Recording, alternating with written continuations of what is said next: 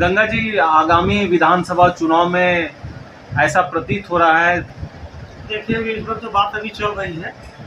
महागठबंधन के लोग बैठ रहे हैं, भाजपा के सॉरी कांग्रेस के लोग भी बैठे हैं, जिले लोग बैठे हैं, राजद के लोग बैठे हैं। तो अभी पूरे झारखंड राज्य में सीटों के चलते थोड़ा तनातनी चल रहा है। कुछ ज़्यादा लोग सीट मांग रहे हैं। जो एक सीट लाए हैं वो 17 सीट मांग रहे हैं, जो 16 सीट लाए वो 33 सीट मांग रहे हैं। हमारी पार्टी भी चाहती है ज़्यादा सीटों पर हम लड़ें। वैसे स्थिति में अगर गठबंधन अगर होती है तो चूंकि राजद का सीट यहाँ रहा है तो राजद के ही खेमा में जाएगा, और गठबंधन अगर नहीं होती है तो भी चुनाव हम यहाँ पर लड़ेंगे फिर हम चुनाव, क्योंकि हम 34 वर्षों से हम इस पार्टी में जुड़े हुए हैं। आपका जो जीवन का यहाँ जो झारखंड का कोडरमा जिला है, यहाँ का मूल देश है ढेबरा और पत्थर, और पत्थर भी नृत्य पर हो चुका है, ढेबरा भी पर हो चुका है। आपकी राज्य ने कई बार मुख्यमंत्री को लिख करके दिया, और मुख्यमंत्री आश्वासन दिए कि वहाँ पर जो व्यवसाय है, वहाँ के लोगों का मेन जो रोजी रोजगार का साधन है व्यवसाय पत्थर और ढेबरा, इस बार हम लोग पूर्णतः हम कार्रवाई करेंगे और लोगों को निजात दिलाने का काम करेंगे। तो इस विषय में वो आए थे, उमेश जी आए थे, 23 में आए थे, कोडरमा जी भी आए थे। उन्होंने हरी झंडी दिखाया था, हरी झंडी दिखा के यहाँ से गया था। जाने के बाद उन्होंने कहा था कि ढेबरा पर हम इस बार पूरा विचार करेंगे और 100% लोगों को रोजगार दिलाने का काम करेंगे। इन्होंने एक आवेदन बना के केंद्र सरकार को भेजा, और केंद्र सरकार कह दिया कि ये अवरक और ढेबरा में लिथियम और लिथियम यूरेनियम और लिथियम पाया जाता है, जो बेटी बनाने काम आता है। लेकिन आप उसमें देखिएगा कि 1000 के अगर ढेबरा या मायका निकलता है, एक छोटा सा 1 ग्राम या 1.5 ग्राम के लगभग में थोड़ा सा लिथियम निकलता है। कहीं ना कहीं मतलब ये जो सरकार झारखंड सरकार को बदनाम करने की एक योजना रची है, जबकि ऐसा कुछ नहीं है। जब यहाँ के जो विधायक है नीरज यादव जी, इस मुद्दा पर कभी बात भी नहीं की है यहाँ के लोगों से, और झारखंड में भी कभी बात नहीं की है, क्योंकि वो इंजीनियरिंग कॉलेज बनाया और बनाने बाद में आज भी तक उसमें पढ़ाई चालू नहीं हुआ है। तो जहाँ जहाँ इन्होंने स्कूल बनाया वहाँ कहीं पढ़ाई चालू नहीं हुआ है। लेकिन सरकार लगी हुई है कि झारखंड को पूर्णतः साक्षर बनाए, ये हमारी सरकार की सोच है।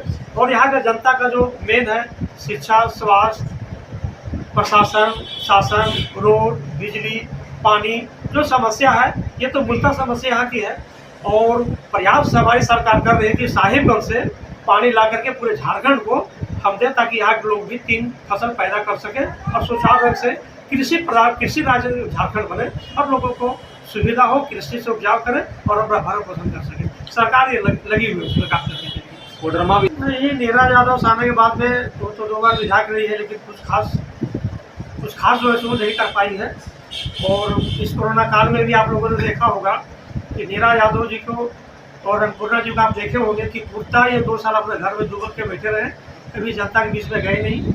और हम और हमारे स्वर्गीय साहब किशोर सिंह और गोपाल यादव जी, हम सुबह में 8 बजे निकलते थे और बिना मुँह धोए बाजार आते थे, और जब तक सिर्फ 100 पैकेट की व्यवसायों से हम नहीं कर लेते थे तब तक हम घर नहीं जाते थे। और कोरोना काल में जहाँ DC नहीं जाते थे, वहाँ हम लोग सुदूरवर्ती क्षेत्र में सदगावा हो, मरकच्चो हो, जयनगर हो, कोडरमा हो, इतना ही ग्रामीण मैंने किया था सुदूरवर्ती क्षेत्र में जहाँ प्योर MCC का इलाका है, वहाँ जाकर के हम लोगों ने अनाज बांटने का हम लोगों ने काम किया। और हम लोग नहीं देखा कि कोरोना है या क्या है, नहीं है। जो भूखे प्यासे गुरबा असहाय जो थे, निरक्षर जो निसहाय थे, उन लोगों को बीच में जाकर के तेल, चावल, आटा, दाल, साबुन हम लोगों ने देने का काम किया। तो ये विधायक रहने के बावजूद भी किसी को एक चॉकलेट तक नहीं बांटे हैं, तो कैसे चुनाव जीतने की बात करते हैं कि हम जनता के बीच में जाएंगे चुनाव जीतेंगे? ये कैसे जीतेंगे, जबकि कोरोना काल में हम लोगों ने अपने जान को परवाह लगा दी हम लोग कि हमको जान नहीं देखना है, दूसरों को जान को बचाना। और अपने गरीबों को जान बचाने के लिए हम लोग ये लगातार काम किए। जो पेपर का कटिंग मेरे पास में कम से कम नहीं होगा, 150 कटिंग हम लोग 150 कटिंग होगा। और जब प्रोत्साहन भी हमको दिया गया, जो आप लोग सर्टिफिकेट देता सर्टिफिकेट भी हमको सर्टिफिकेट हमको दिया गया। तो आप बताइए कि इस स्थिति में नीरज जी कैसे जनता के बीच में जाएंगे और बोलेंगे? एक दिन उसका आया कि नीरज जी कोरोना काल में तुलसी में पानी देते, तो तुलसी में पानी देने से क्या होगा? जनता का गरीब का पेट भर जाएगा क्या? जब किसी को जिसको अनाज चाहिए उसको अनाज नहीं दे रहे हैं और पानी दे रहे हैं, तो उससे क्या फायदा होगा? जनता के लिए आप काम क्या किए? रोड का आपका आप देख लीजिए, ढाब का रोड खराब है, सब्जी का रोड खराब है, सदगावा का रोड खराब है, जो दुर्घटना हो रही है। बलवान मराने के समय जो पुल बना वो पुल ध्वस्त हो रहा है, पुल का कई पाया सर में सगरी नदी में दरक गया है, कई फूड बिजनेस हो गया। अब जो है सो अब ये चुनाव जीतने की बात करते हैं तो किस बिना पर ये चुनाव जीतने की बात करते हैं? खाली ये मंदिर और मस्जिद को उद्घाटन करने से हो जाएगा क्या? कपड़ा की दुकान उद्घाटन करने से हो जाएगा क्या?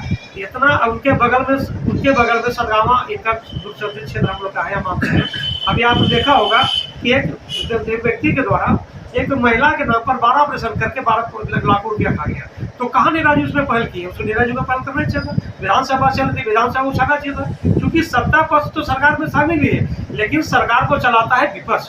लेकिन विपक्ष को आईना दिखाने का काम सत्ता पक्ष को करना चाहिए था। और ये मामला विधानसभा में नीरा जी उठाना चाहिए था कि एक महिला के नाम पर, किसी पुरुष के नाम पर 1 लाख रुपया का गबन किया गया। आप उस पर क्या कीजिए? आप उसमें आपको प्रशासन तो अपना काम कर रही है, लेकिन नीरा जी उसमें कोई पहल नहीं की। कोई पहल करना चाहिए था, हमारा ये कहना है। तो इस मुद्दा को लेकर के कैसे जनता के बीच में जाएगी, कैसे वो जीत पाएंगे चुनाव? हमको नहीं लगता कि वो चुनाव जीत पाएगी वो।